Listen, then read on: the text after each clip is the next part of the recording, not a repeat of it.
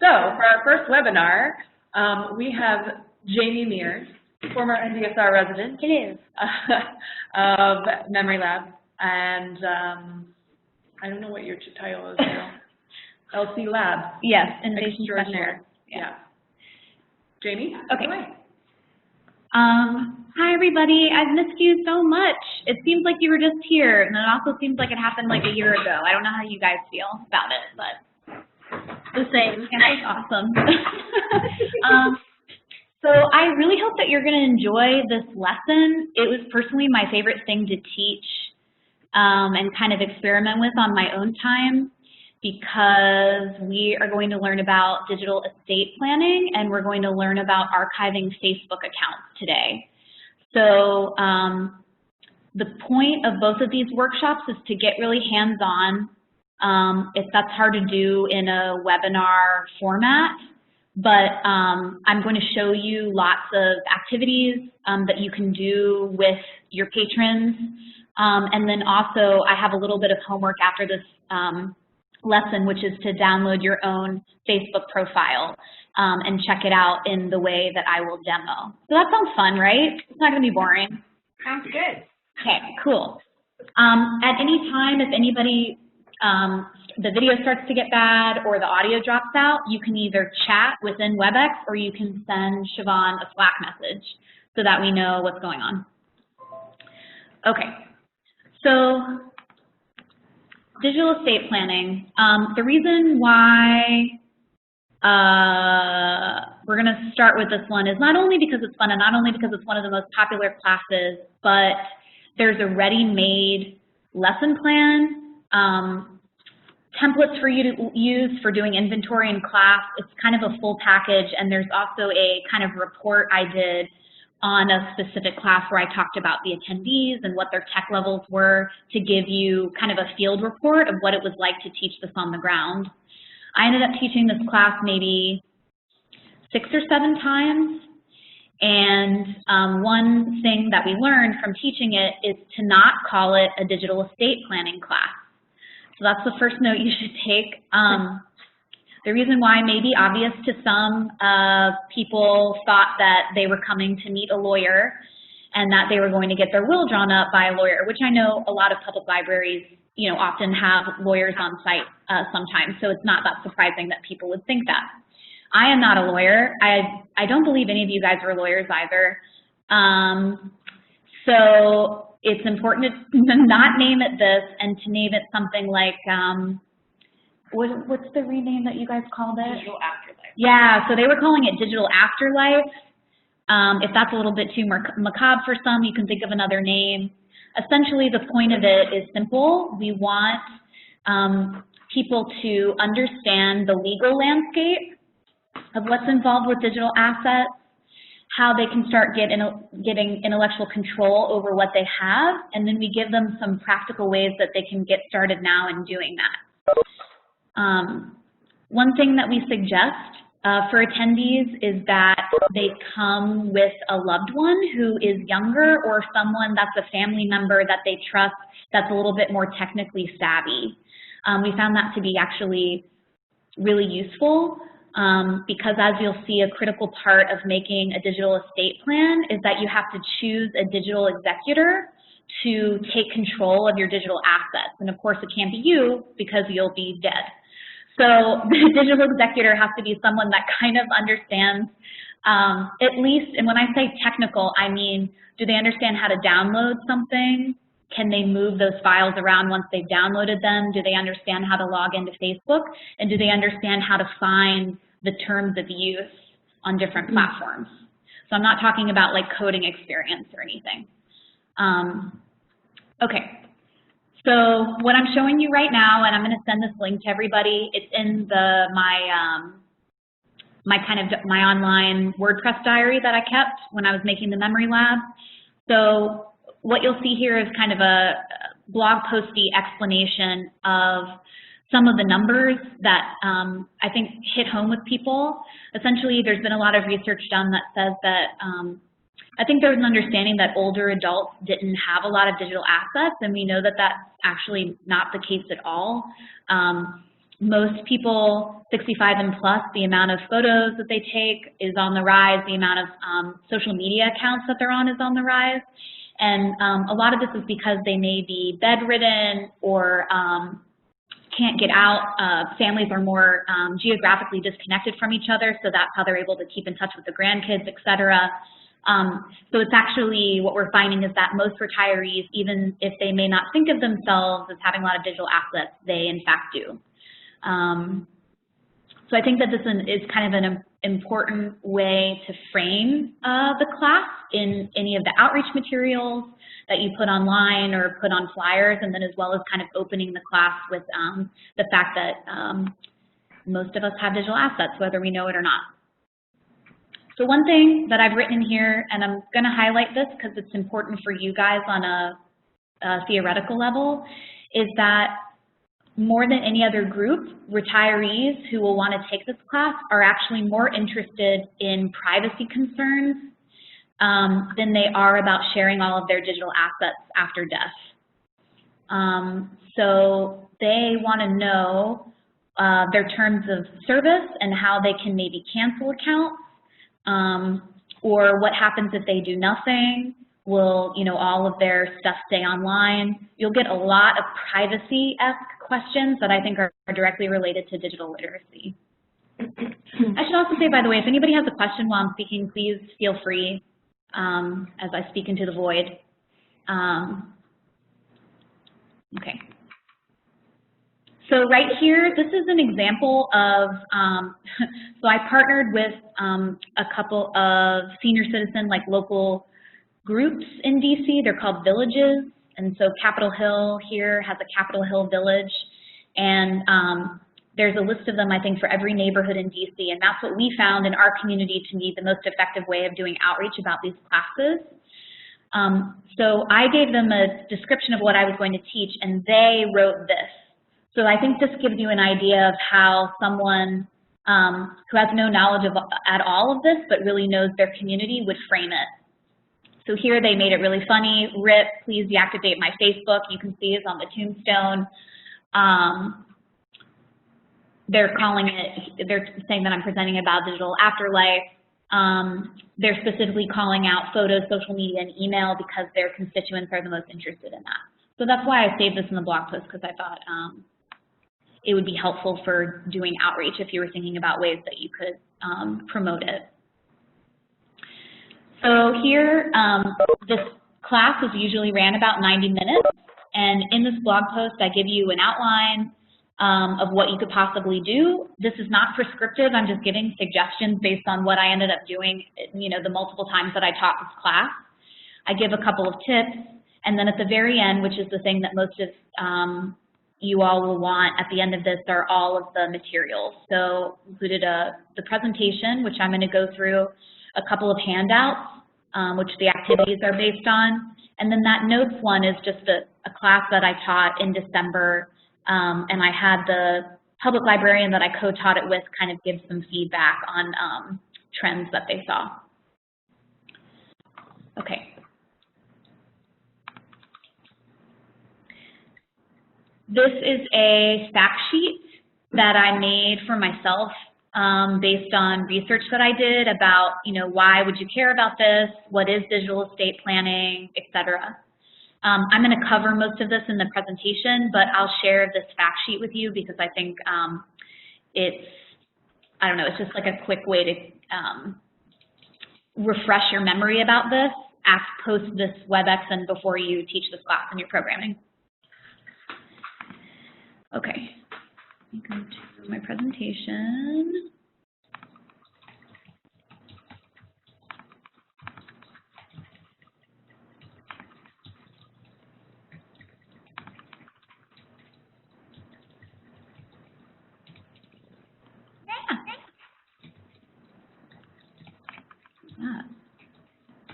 Sorry.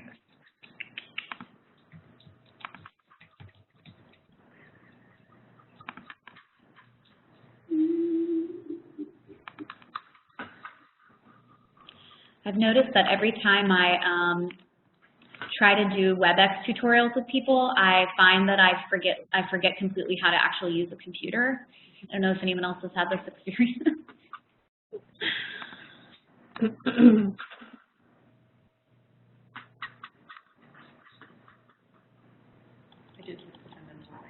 Oh, good. Okay.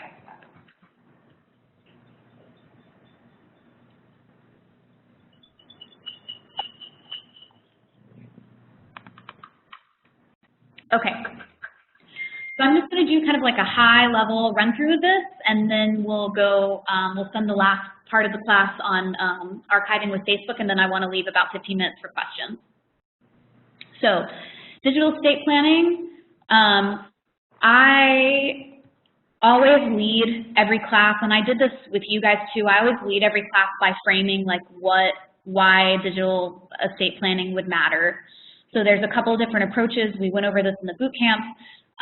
The one that I chose for the Capitol Hill Village essentially was to cite an NPR episode. I knew that a lot of them like listened to NPR every day, and there was an episode on Morning Edition that came out in January of 2016 about the digital dark ages and how no one was going to save their stuff, and kind of using this as a scare tactic for it. So that's why that's there. So these are from, I would try to find something that was like a little bit more recent. This is the McAfee survey from 2013, but you saw this in my blog post too. I just like giving some kind of facts up front about how many digital assets we have as a way to get people thinking about the fact that this is actually a money issue. So in 2013, so I'm assuming it's higher today, they estimated that most people had about $35,000 worth of digital assets, net value. So you can see how they broke that down, the way that people place value on personal memories, but also things such as personal communications and entertainment files is the way that they broke it down. But I just thought this was interesting because we usually don't think about digital assets as having a monetary value, and in fact they do. Yeah, but to who? Who's going to buy them? Archivists. No, so the people that are buying digital assets mostly are actually data companies. So we all know about the Facebook breach, right? There's a lot of money right now in people wanting to harvest your email, harvest your web analytics on how you click on things so that they can refine their algorithms and machine learning to try to get you to buy more things. So people buy our data all the time because we give it away for free right now. That's kind of the landscape. Yeah, unfortunately. Okay, so this is where it gets really interesting. The legal landscape is, at the time when I taught this even 2 years ago, it's changed quite a bit since then. I included in this a link to the Uniform Law Commission. So there is an act, it's called the Fiduciary Access to Digital Assets Act. It's a long name, but I'll send you to the site. And essentially, this act has been enacted in almost every state except for a couple. I closed out of my browser. DC is one of the few ones.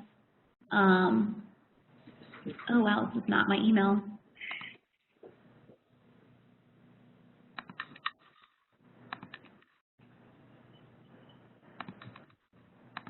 Well, I don't want to show you someone else's email. I'm using a computer, so it's not my email. Let's see. I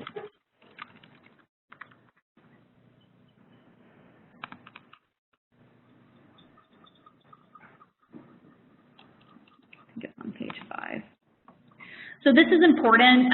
Obviously, what you're going to do is not go through this, but look up what is going on for your state, and I'm sure you guys are curious. So let me just get to F here. Okay, here we are. So I'll send you a link to this. Here's where we are right now nationally. All of the states in blue are ones that have passed this state law, and then the green ones are ones where it was just introduced. So as you can see, District of Columbia here, Allen introduced it, but it has not been passed yet. Georgia enacted, Maine enacted, Missouri enacted. So you can go through this and look up your state and see how the law applies. But essentially, in plain language, what this law means is that a person can be appointed by you to take over all of your digital assets and decide what to do with them. The default is that when they take them over, they will not distribute them further unless you explicitly say so. So for example, let's say that I die, my fiduciary appointee is my best friend. I chose her because she's known me since I was 3 and she's very technically savvy. And I know that if she finds anything really bad in my email, she'll have enough taste to not share that. The default would be that she would take control over all of my current assets right now. And then unless I said otherwise, she would close them all down for me. But if I state in my will, for example, that I would like for her to take over my Facebook account or to share my email, she's legally able to do that if I'm living in a state where the Fiduciary Access to Digital Assets Act has been passed. So I think it's important to say that, people, it's very clear. There's an awesome fact sheet that you can print out and share with people, and then obviously go over how it applies to your state. And again, saying, you know, that you're not a lawyer, but I think this is a great place to get started because it's clear from this that you really have to be specific about what you want to have happen with your digital assets if you want them to be shared with anybody else. So I look at it as a wild frontier, really, because the baseline is so minimal. And I think that the way that you get started conceptualizing this with people is really talking about the 2 things that could possibly be in a digital estate. And this is where we talk about the difference between digital assets and digital accounts, which people find confusing. So digital assets are emails, documents, images, audio, video. And digital accounts are what? Probably obvious. LinkedIn. Right. So the reason why, so the reason why this matters, assets go inside of accounts, correct? So I could have a photo in an email. The photo and the email are an asset. The email account is my account, obviously. The reason why this matters is because the second most important thing about teaching a digital estate class is that you tell people that they really need to understand the terms of use for the different platforms they use, because the terms of use apply to the account and to the assets in different ways. So for example, you may be on a social media platform, such as Facebook, that says that you have agreed that they can share your photos with whoever they want if your privacy settings are set to public. So I think understanding the difference between an asset and an account is important when they go through their inventory and also when they're reading terms of use to understand what that means. Okay. So in the resource list at the bottom of my, well, I'll just refer to it as the class packet because that's what it'll seem like to you. There's a digital asset management checklist that people go through one by one. And I think that this is clear and it's a really great way to structure the class if you want to do activities around this with senior citizens and their loved ones. So you guys will find a lot of this to be similar to things that you heard us talk about in the boot camp. The first thing that they suggest is to identify and make an inventory of your digital content. The second thing they suggest is that you provide the name for the person that you want to inherit your stuff, and then decide what you want them to do with it. And then 3 is just a digital preservation 101 thing, which is back up all of your stuff. So I introduce this at the beginning, and I usually give it as a handout as well, so people can kind of refer to it as I'm going over examples of each. Creating an inventory, again, you guys saw this before. It's a little bit different with digital estate planning because there's an element of what do you want to have happen to this. So for example, I have a laptop. I have a Facebook account and I have a Yahoo email address. In the inventory template, the lawyers that made this digital estate planning resource for folks really recommend that you, inside it, list what types of digital assets can be found there, what the term of use is, what your username and password is, the beneficiary that you want them to go to, and what you want the beneficiary to do with them. Now, this can get really complicated if people want to go to that level of detail, but honestly, I think everyone in your class is going to just choose one beneficiary that all of their digital assets go to. And this will be a way for them to start thinking about who could do that. People will ask, why would I write down my username and passwords all in one document? And it's true that putting all of your username and passwords in one document is an easy way for your security to be compromised, but, and this is a little contentious, but what they found is that the #1 reason why people lose intellectual control over their assets is because 1, they don't remember where they are, and 2, they don't remember what their passwords are, and they can't get back in to actually look up the terms of use or to set up a designated person to inherit the account in the event of their death. So just urge them that this list should be kept very secure, and it should be between the person who's making their digital will and the heir that they want to have inherit it. It should never, ever, ever go into the will, because the will becomes a public document.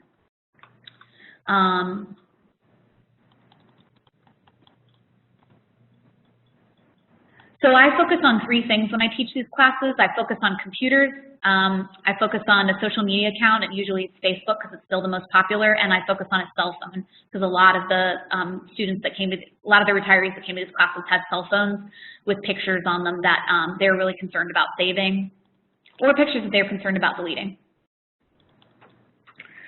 So here's where we get into, again, same thing you guys heard in the Memory Lab Bootcamp. For the computer, you really need to delete what you don't want to have somebody inherit.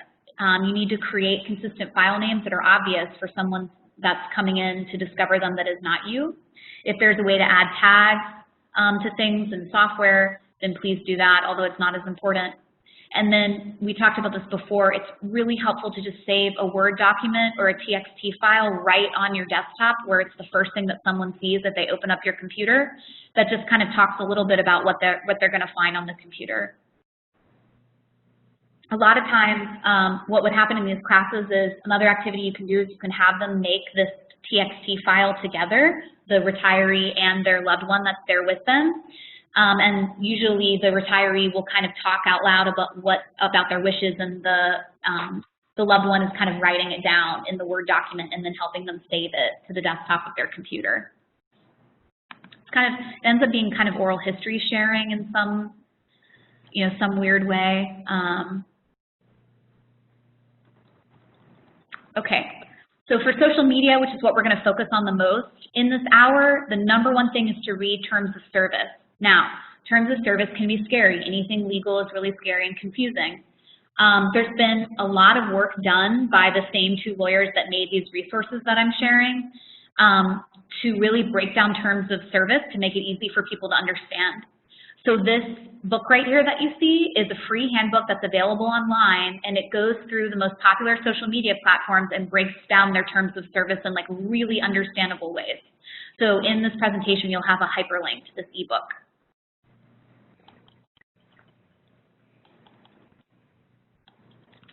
Phones, deleting, oh, I'm sorry, I didn't finish Facebook. So after you look up your terms of use and understand what your privacy settings are and what you've signed off on, then you need to ensure that your loved ones have permission to access your account after death. So this is a question now for everybody. Have all of you already picked somebody to inherit your Facebook account if you have one? Have you already done that on your account? Okay, would you like to see how to do it? Yes. So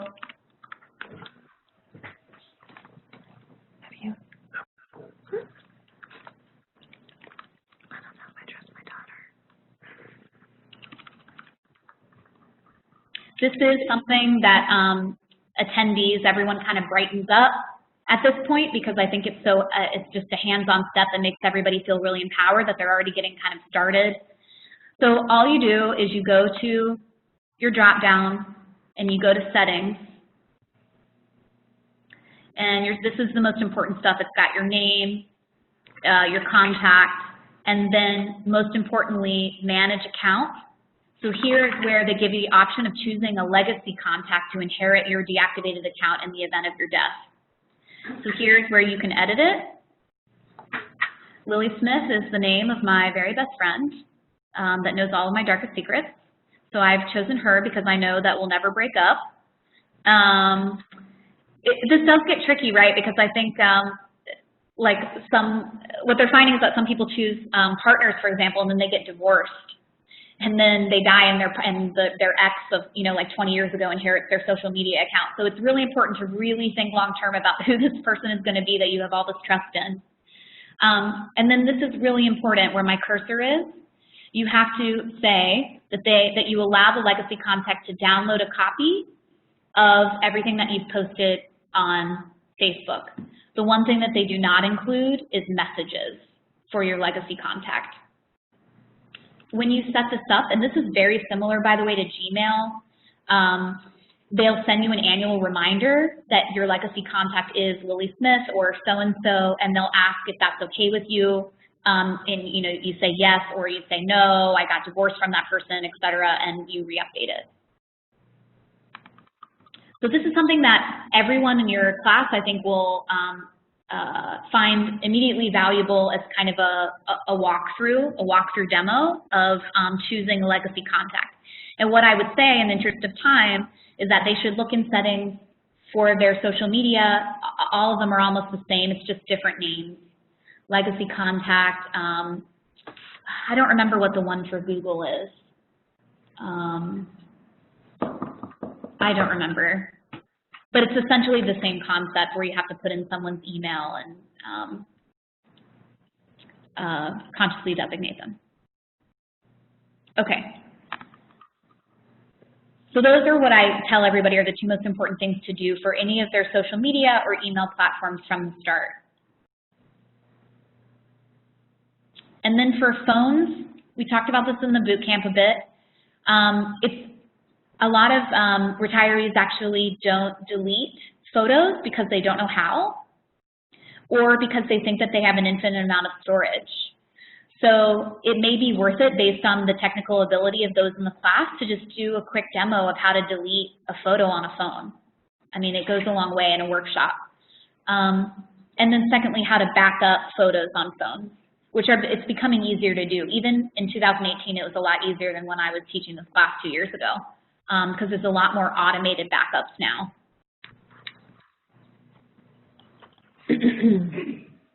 I still don't get the cloud thing where it says my cloud is full, but then I can't figure out how to get to what photos are on the cloud so that I can just like delete some of them. I can't tell what's on my device and what's being backed up, and I'm still kind of lost. So do you have your login information to get into your cloud account? Yes, but it doesn't show any actual photos. It says you have this much storage of photos, but it doesn't show the actual photos that are in there. I mean, that's the part I can't figure out. What platform are you using? I don't know. I have an iPhone and some Macs, and I think they're and an iPad, and they're all connected. And yeah, it's probably on your iCloud. So what I say, and this is to answer your question, and the question that you're asking is one that you'll probably get in a class too. These services are just like your car, for example, or anything else that you have to troubleshoot. Like, what do most people do, right? They call the troubleshooting number. Apple actually has a great customer service platform. You can chat with them about your storage and how to get to your photos, for example, or most of the time, because they know that there are so many people who aren't comfortable with using chat, there's a phone number that you can call. And you give them your user ID, and they actually walk through with you how to do it. And a lot of times, if it's on your phone, they can actually take control over your phone and walk through kind of showing you step by step how to access things. And I think that, so this is something I always like talk to my mom about actually, because she was like, well, you can't just call Apple. And I'm like, you most certainly can. You are a paying customer, of course you can call them. And they'll walk, and a lot of times they're really, really wonderful and will walk through with you how to find it. So that's what I would recommend to you, Barry, and I would also say that it's a great question that you're gonna get in your classes too. That people need to take on the mindset that like these digital assets are, you know, one way or another they're paying for them, and there's been a lot of like robust customer service around these services that I'm not sure people even recognize are there, or maybe they just don't think it's important enough to call, I guess. But I know that a lot of the senior citizens found it very freeing to have like a phone number for their Apple account where they could have a real person on the other line kind of answer questions for them about how to access things or delete them, etc.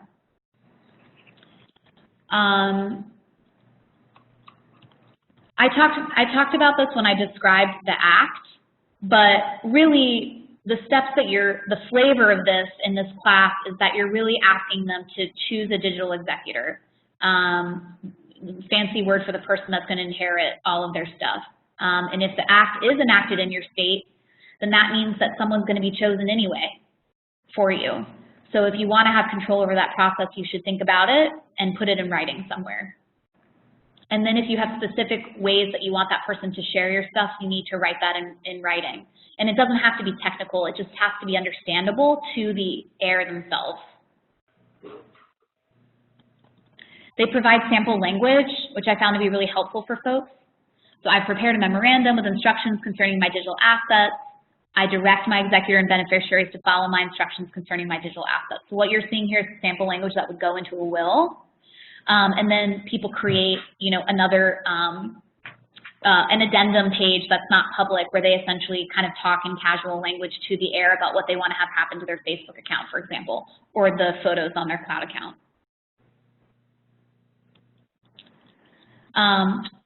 So obviously I'm just kind of like blowing through this really quickly, but the digital asset management checklist, when everybody has it in hand, it's a great way to organize the class, and I end up coming back to it again and again in every step that I talk about. So what do? We make an inventory, and if there's time, you know, we'll do it together. What do? We figure out who our heir is going to be. We learn how to back up our data.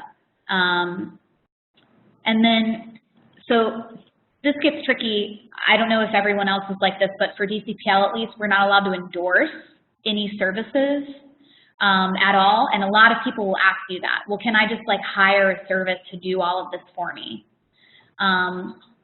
So what I would say is, you know, well, as a public librarian, I'm not allowed to endorse a particular service, but perhaps you could work with your digital executor, which is usually their child. It ends up being their child most of the time, or a partner.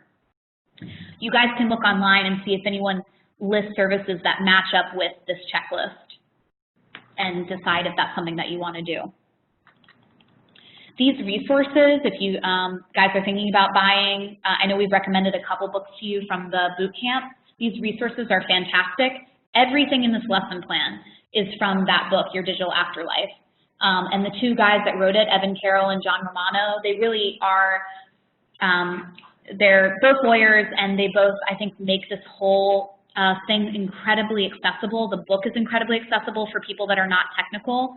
If you have the budget, I would definitely buy it to keep it in your library for reference.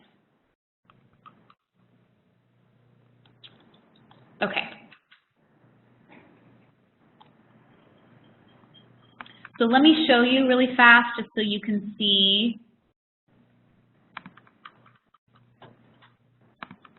Here is the handout that I give to people that I showed a couple times.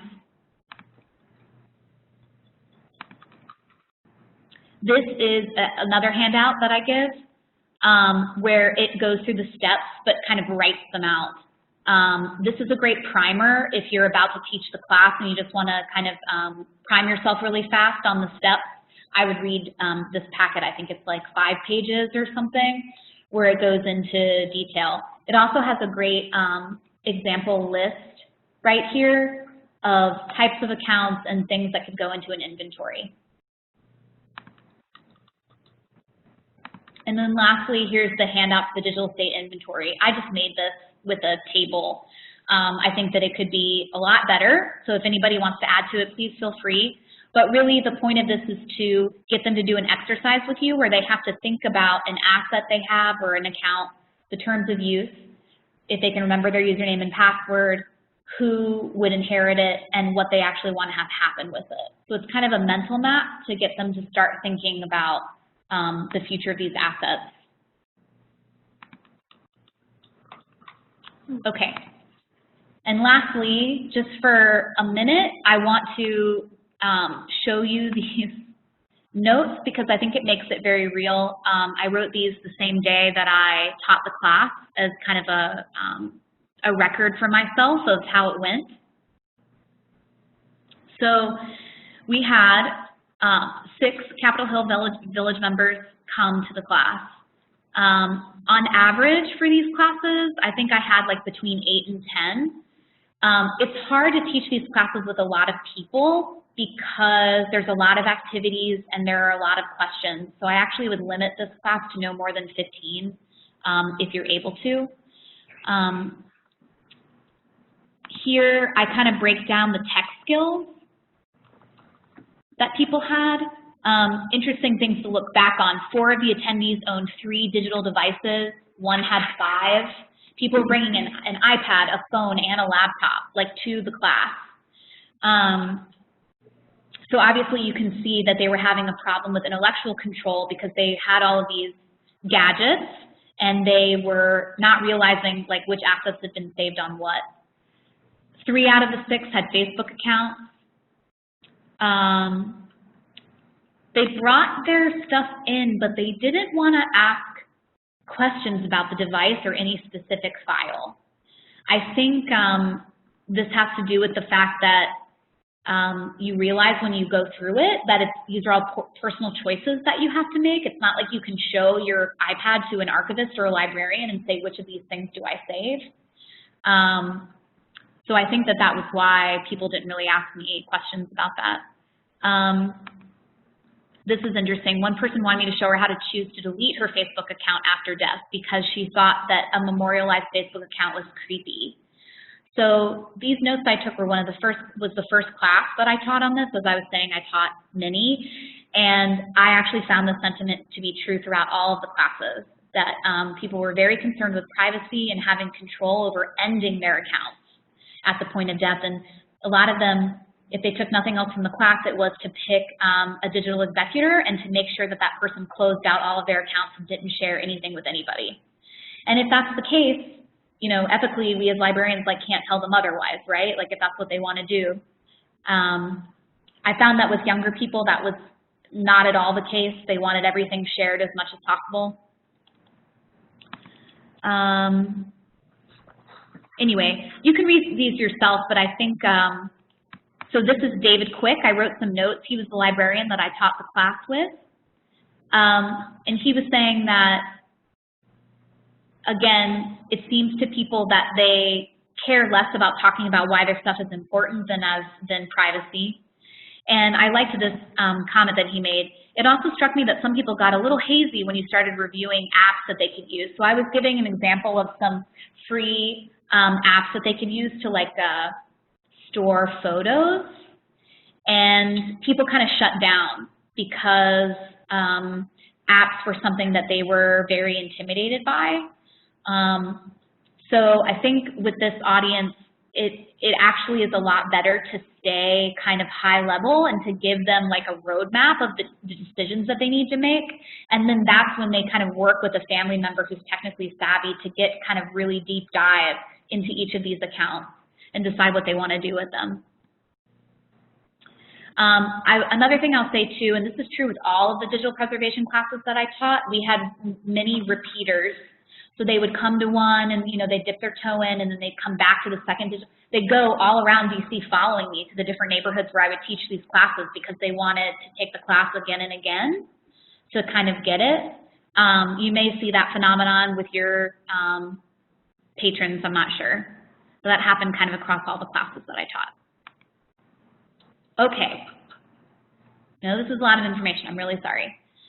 So for the next 5 minutes, I'm going to go through my Facebook account and what it looks like when you archive it, and some things that you guys should keep in mind. This is a really fun class to do because, so essentially what you do is you have everyone come in with a laptop and you have them download their Facebook account live on their laptop with you, and then you walk through it with a digital preservation focus. I also have a lesson plan available for this on the same WordPress blog where I access this. Okay, so just a quick test. Has anybody done this before? Downloaded the Facebook archive? Okay. What did you do with it when you downloaded it? I looked at it, cringed, and deleted it. Do you still use Facebook? Very, very sparingly. Okay, but you didn't deactivate your account? No. Okay. Anybody else? Jaime, can you do this like on a computer lab, like on the library public computers, and then have them to a flash drive or something? Yeah, I mean, so it depends on what your admin permissions are. If on those computers they allow people to download local files and save them, then yes, of course. Okay. Yep. And it actually does not take that long at all to do, and it's because Facebook saves your photos at a really crappy quality because it's cheaper for them to do that. So to download this only takes, I would say, like 10 minutes. And not in the actual download, but from like the start of the process to the end, they'll have their archive in hand in about 10 minutes.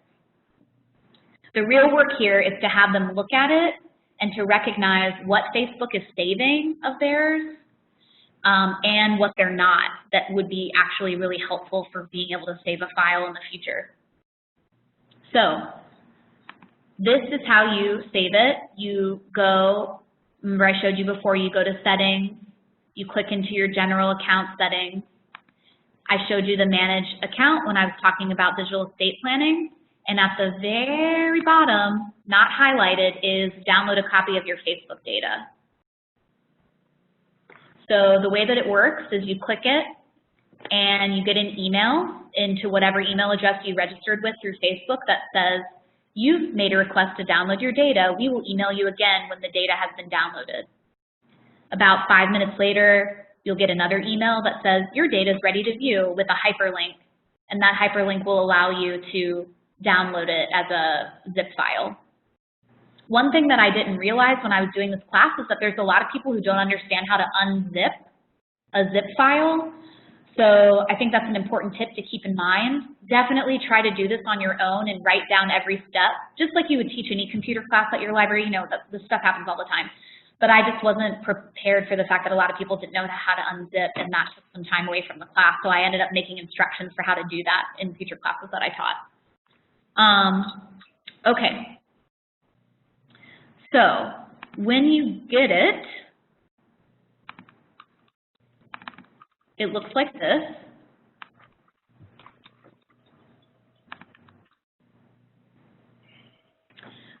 Everything but this, I made this as a sample file for you guys.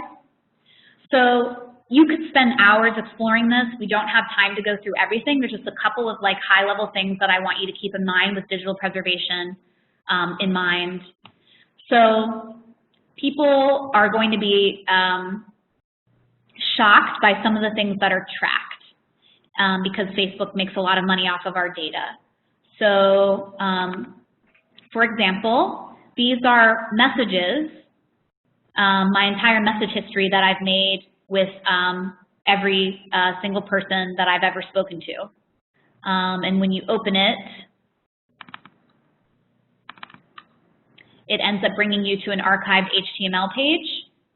I clicked on this one because I knew it was safe. This is just with my supervisor. And so here, October 27, 2016, I sent her a message at 10:12 a.m. If you have a long message back and forth with someone, for many of mine, they span almost 10 years of messages. It'll show up here in a single strain. Let me go back. Oops.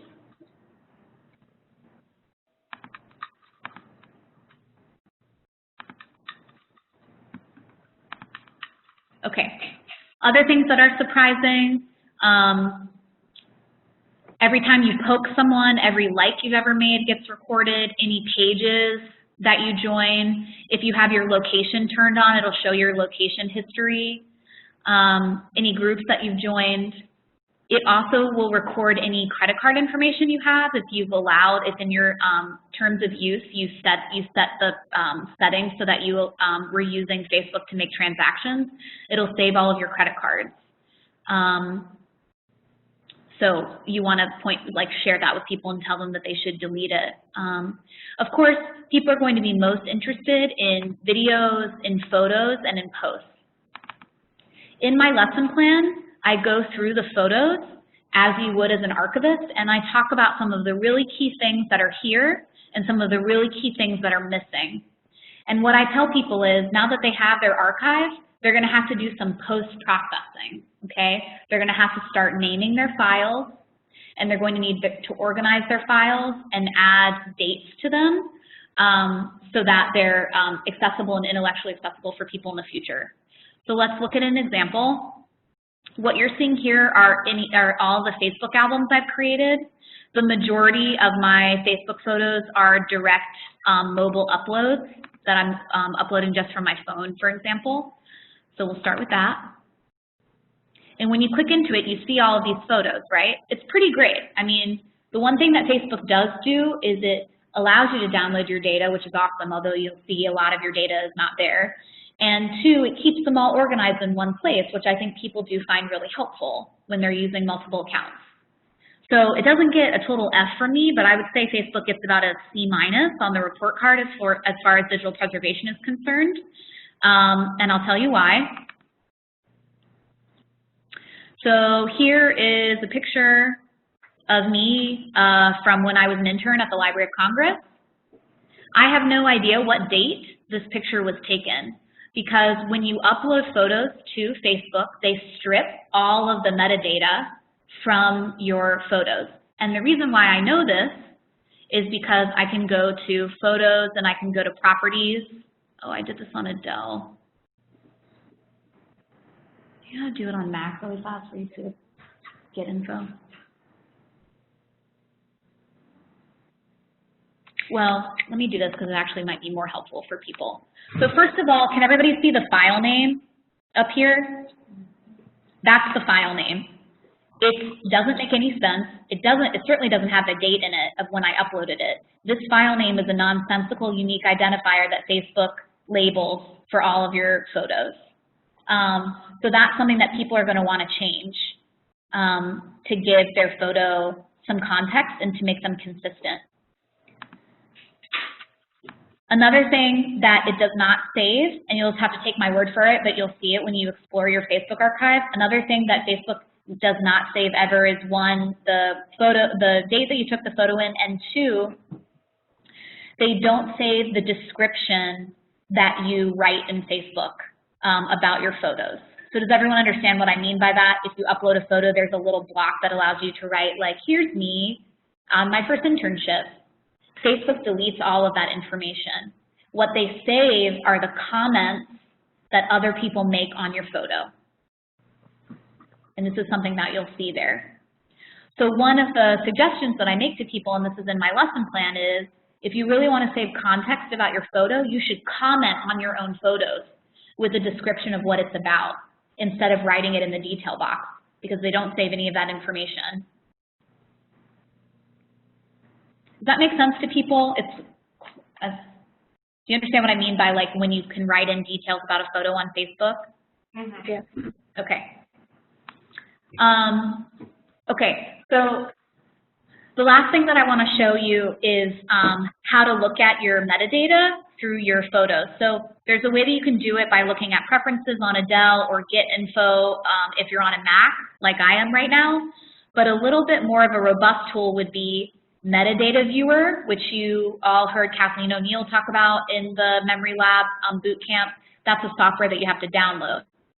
Now, if you're teaching this class at a public library in the computer room, for example, and you don't have the admin rights to download Metadata Viewer, you can use an online tool, and it's called,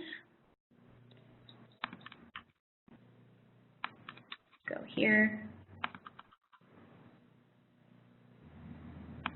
I have a lot of things open.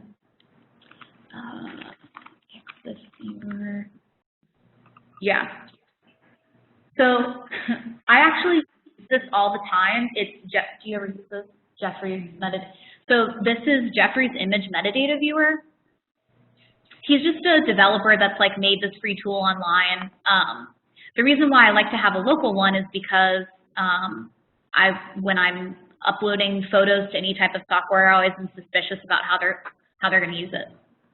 But this is very easy to demo in class to get people familiar with like how to even see what information is in their photographs. So here in Jeffrey's metadata viewer, you can choose a file from your computer. So I'm going to choose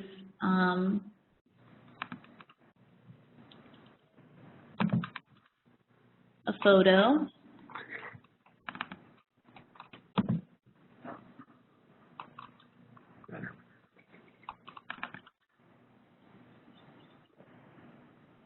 Let's see. Choose this one. I'm going to choose it.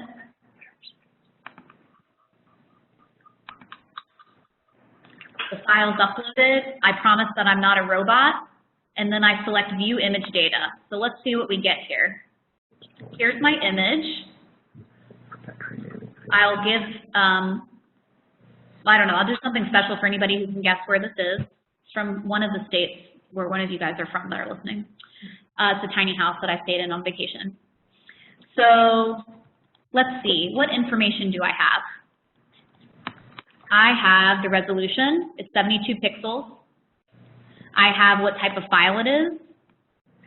I have the bits per sample, the file extension, and the image size, and the color sampling. Usually, when you look at a photo on your phone, for example, the metadata that's included in this is about 3 times as much of this. And it includes everything from a geographical location, the date that you took the picture, what you took the picture on, if you used a flash, etc. All of that information is like very valuable, but obviously for digital preservation, we really want to know the file format. We want an uncompressed image, which you can see this is not, and we really want a date and a location. So it's sensical to us. So what you can see from this example, essentially, my main point is that Facebook strips all of that. And the reason why they do that is because it's cheaper. All of this metadata attached to these photos is just extra baggage for them that they have decided is not worth it in their model. So they strip it all. And when you re-download it again, you don't have it. So I think this illustrates a couple of things that people who are thinking about their digital assets need to be aware of. And the first one is that anytime you're uploading a personal photograph somewhere, you should keep the original because the software platform, especially if it's free, is probably going to shrink the image to a really small, crappy size, and it's going to strip all of that information off of it that you need to preserve it. Now, it's not totally lost. Usually what I do at the end of this class is I tell people that Flickr and Google Photos are actually 2 great contenders right now for keeping your metadata. They actually do a really good job of it. Flickr I absolutely love because they're very upfront about what the copyright is on the photos that you're up. I mean, there's a lot of, maybe even some of your libraries use Flickr for your cultural heritage photos because they're very upfront and they use common language about copyright. They keep all your metadata and they allow you to re-download the image again. So I actually recommend to a lot of people that if they need to use a software platform as a backup to just keep all of their photos organized and they don't want to do it locally, they could upload it to Flickr or use Google Photos. So you can easily see how this class, I mean, you could spend easily 3 hours on this class because people will just want to start like deep diving into all of their stuff. I think it's really important in prepping for this class, and it's actually really fun too, to just download your archive and look around with the checklist that I provide in my lesson plan, and start looking for things that are there and for things that are missing, and some of the post-processing steps that a person would need to actually make their Facebook archive preservable in some way. It's really fun. Especially reading the messages. It's also really embarrassing, and then you have like, you know, you're like, well, maybe I should just delete all of it, which is what Blake was, I felt like your consensus was when you looked at yours. It's a very emotional journey, but really fun too because it's personal for everybody that's in your class. Okay, so that was a lot of info, but I'm going to send you a very organized list of the link to the classroom packet, which has the notes in it for the digital estate planning class, and then I'm also going to send you a link to the archiving with Facebook class. Most of the archiving with Facebook class is helping people download their archive for the first time. It just takes a long time because most people in the class have never done that before. And then 2, having them explore it with a checklist where they're looking for certain things that an archivist would need to keep their photo for multiple years. So it's really fun. And again, people end up usually coming to that class multiple times because they you know, want to do it again. I don't know, it ended up being quite a hit, I think, at the library. Okay. Webinars are really hard to give because you're just talking into a black void. And you don't know if anything's registering with anybody, but I hope that this was, I hope this gave you some jumping off points, like for programming that you could do, and also maybe churned up some of the things that we talked about in the boot camp, because I think that across all of the classes, it's essentially the same preservation best practice principles over and over, you know, packaged over and over again in different ways, in different flavors. Yeah, so it's 5:03. Went over time by 3 minutes. No, that's great. That's fine. Okay. Okay, so that was awesome. Thank you, Jaime. Oh yeah, thanks. And then, so, I mean, we have them until 5:30 technically, Okay. although I'd love to let everyone go early if we can, but really at this point, you know, this is a great first webinar because the 2 things that you all should be doing and focusing on right now are planning your first classes, because we need to get those started. And you know, I'll talk more with you individually if we haven't done our May check-in yet about what you're planning for those. But this is, you know, 2 examples of things that you guys could get started with right away. With packets that are available for download, you know, right now. Yes, which Right. is so helpful. So because we really want you guys to get started on teaching the classes and having about 2 or 3 classes that you teach at least like 4 times over the next year, so that and then collecting data and things that you can evaluate, just to give us a good sample to analyze all that. So, so that's your first big thing to get started on, and then of course, trying to get as much free equipment and figuring out, you know, what you can get from your community as far as like VHS decks and monitors, CRT monitors, audio compact cassette decks, and this depends on how much storage area you have to for stuff like this, but you want to try and get those relationships started of people who have that equipment and maybe potentially and local TV stations, people that have the knowledge and things like that. To potentially help you if you get stuck and I'm not available or we get stumped on something. It's just always good to make those connections. So yeah, any questions right now for Jaime, on her presentation or on planning classes or making connections? For anyone? I do have a question, Siobhan, and thanks, Jaime, that was great. We're getting our first class ready and doing our posters, getting our publicity ready. Is there a logo or a tagline that we need to use? That is a very good question. I believe probably, let me get back to you exactly on what it should be, but I'm pretty sure it will need the IMLS, you know, funding provided by IMLS, because I feel like everything that we have to do has to have that branding. And should, because they are funding it. So I will ask, I feel like Nick Yeah, will Nick have will know. that exact wording, because sometimes it's like they tell you it's just like a thing, a boilerplate thing. So I'll put that in Slack once I figure out what that is.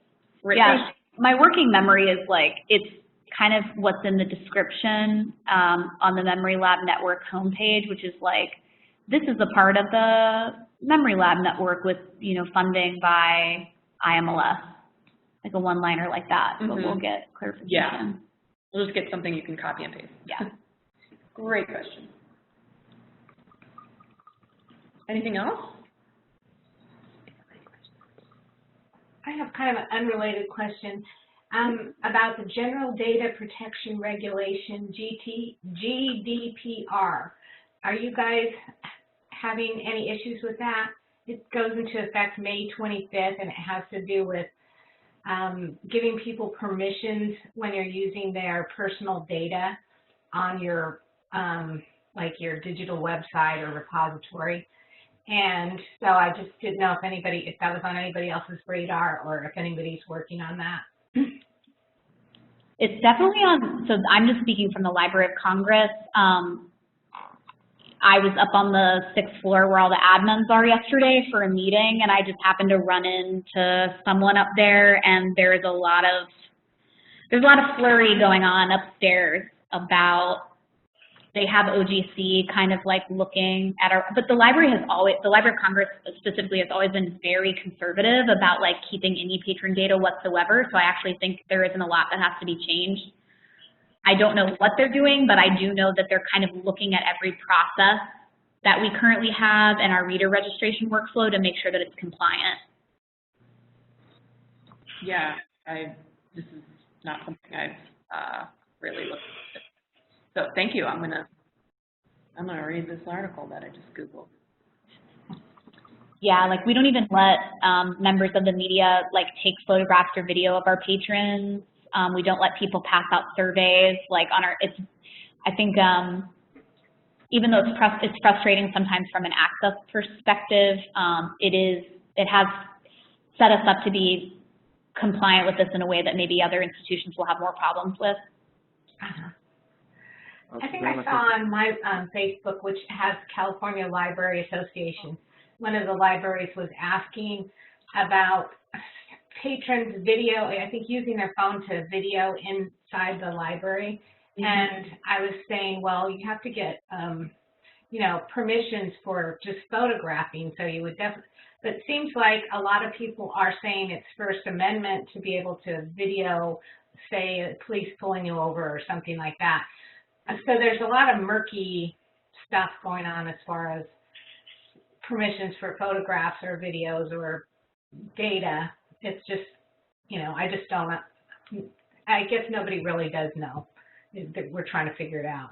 Yeah, I agree. And I think that the implementation of it is going to then create, like we have to have like actual things happen to then decide, like to make our decisions about implementation policies, I think.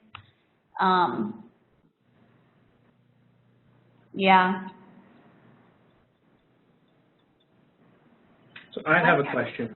And this probably won't appeal or fit as well with an older clientele for this, but I was wondering if there were any differences between the digital executors for, say, like gaming accounts, because I'm thinking of my brother who's super into video games, and he's got several different accounts through several different companies that all have his information and stuff like that. So I was wondering if there were any differences for that kind of thing or anything like that.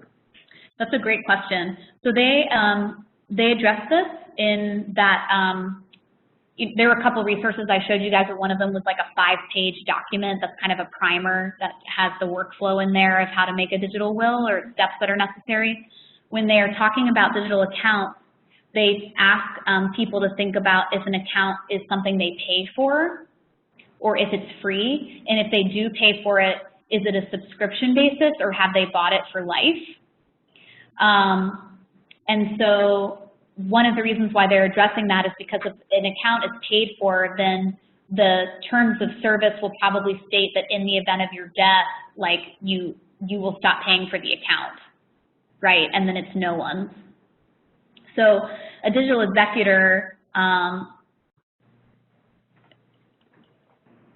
it's kind of on a case-by-case basis, but essentially if you're paying for a subscription, then probably in the terms of service it will say, like, when you stop paying, like, you no longer have access to it.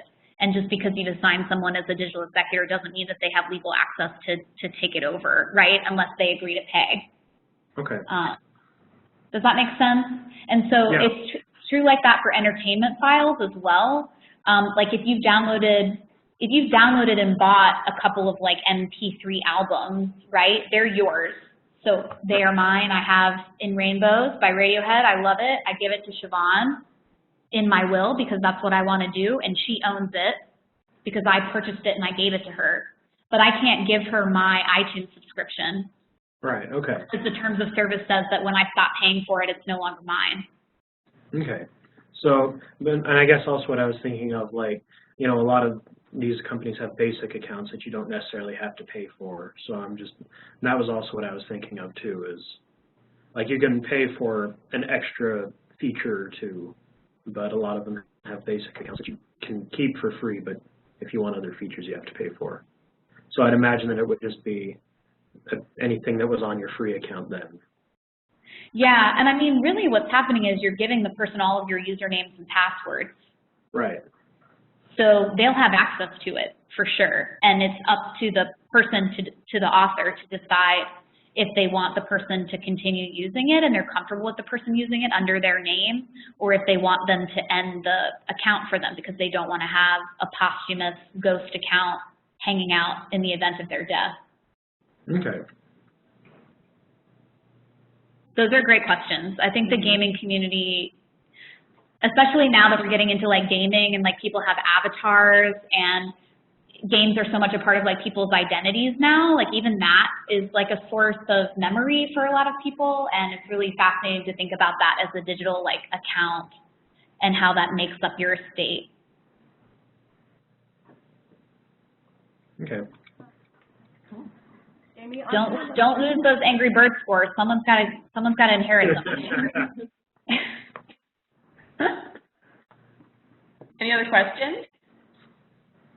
Yes, can you hear me? Yes. Thank you, Jaime, for the webinar.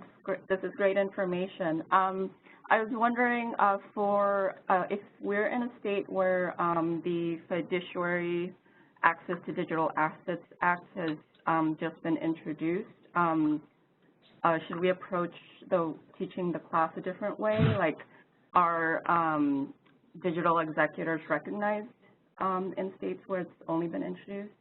Yeah, that's a great question. So DC is the same way. We're like some of the few.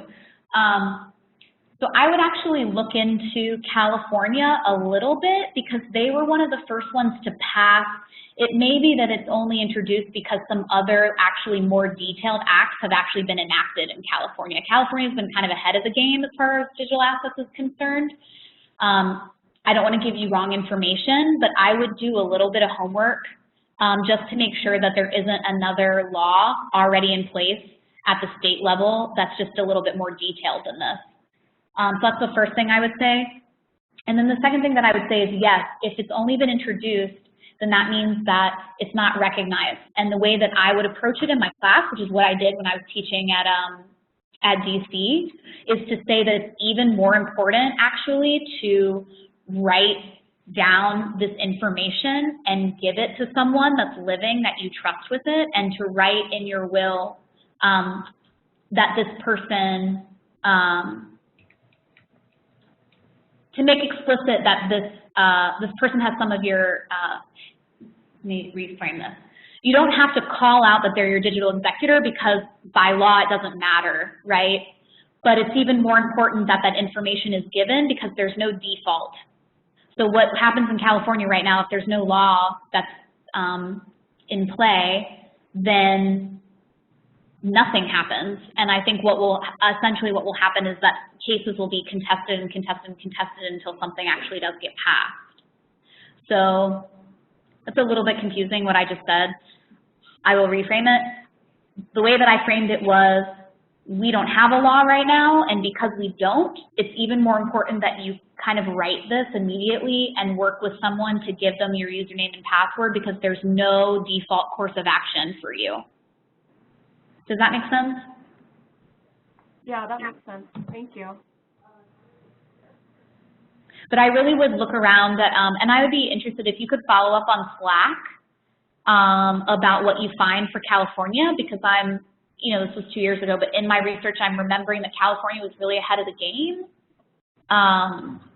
So I wouldn't be surprised if there was a law in place that just wasn't this one.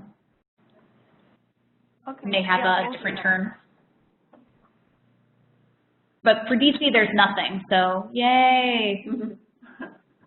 Taxation without representation.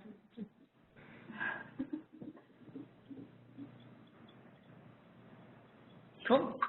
It's really important, again, I can't emphasize enough that you say at the beginning of the class that you are not a lawyer, but that the resources that you're sharing were created by lawyers.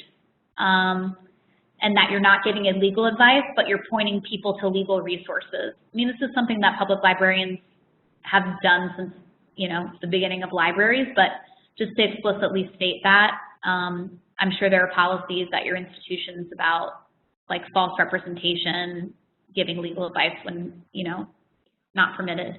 It wasn't a problem for us as long as I just said that at the beginning.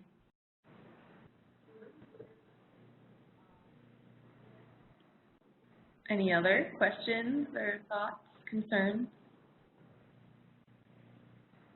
I really encourage all of you to download your Facebook archive and to go back to your notes of the Memory Lab Bootcamp and have some fun with it. I think it's really engaging, but I also think it's a great refresher to kind of look at your files and see if they meet the best practices that we learned about in digital preservation, in the digital preservation course, and what you heard, you know, Kathleen O'Neill talking about that an archivist looks for.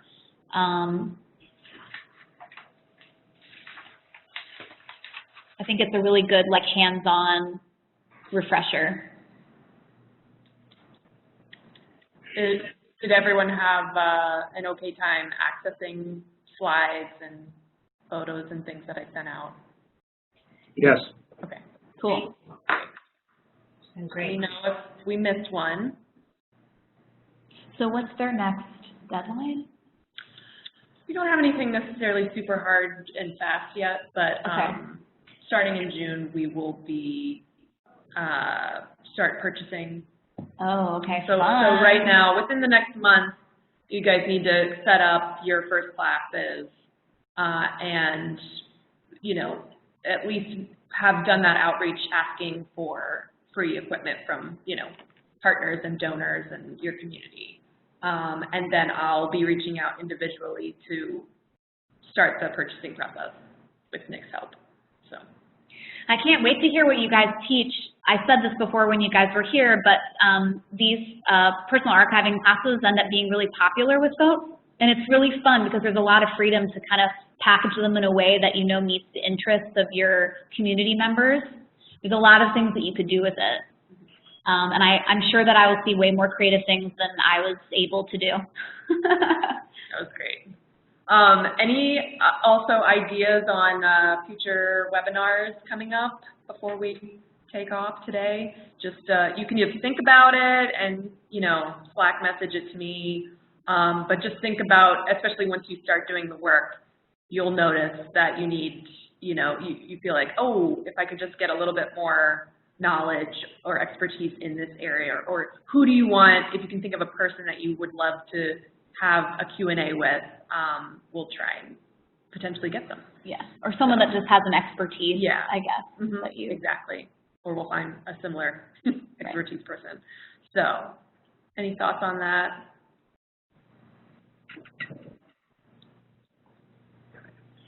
Ponder it. You know, we have individual check-ins too that will, I'll ask you the same question. So, we're getting a chat from Mary. Oh, how can you see that? Great question. You go to chat here. Uh-huh. Oh, one of the workers at the Memory Lab. Okay, yeah. Probably, maybe Robert. Or Because everyone met Robert. That's a great suggestion. Yeah. I think that's a really nice compliment because then you get to meet somebody who's running it right now and they're doing programming. So you'll be able to ask them questions kind of in prep or like once you've just taught a class, get some feedback. Yeah, that's great. Cool. Yeah, probably Robert. Does he teach classes? Yeah, I think so. I think you have to. Yeah. When you're running it because I know Russell does. Yeah, and Boomy does. There's several, I want to say off the top of my head, there's 6 librarians that teach digital preservation classes. Cool. Nick will know who they are, and Lauren. Cool.